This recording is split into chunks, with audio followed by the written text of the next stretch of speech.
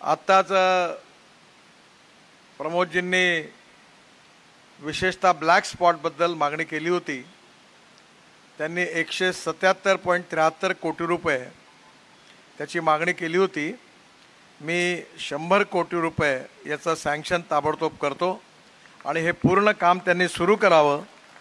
त्यांना पुरलेले 77 कोटी पण आम्ही लगेच देऊ असा त्यांना विश्वास देतो.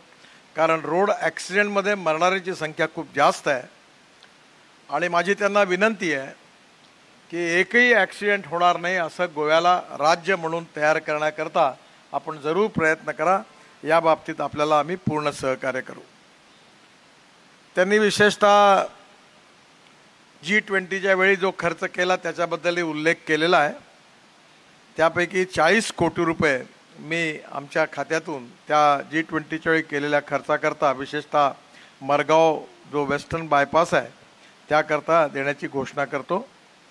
नंतर CRFमध्ये आणि सेतुबंधनमध्ये पुन्हा 100 कोटी रुपये ॲडिशनल देण्याचं देखील जाहीर करतो. त्यांनी प्रस्ताव पाठवावा. ॲन्युअल प्लॅनमध्ये ज्यांची 90% लँड पोझिशनमध्ये आहे असे सगळे स्ट्रेचेस ॲन्युअल प्लॅनमध्ये घेऊन त्याला मंजुरी देऊ आणि त्यांनी जेवढे विषय सांगितलेले आहेत ते सगळे येत्या 2 दिवसामध्ये प्रोजेक्ट वाईज आम्ही सगळा रिव्ह्यू करणार आहोत आणि नक्कीच याकडे आम्ही लक्ष देऊ.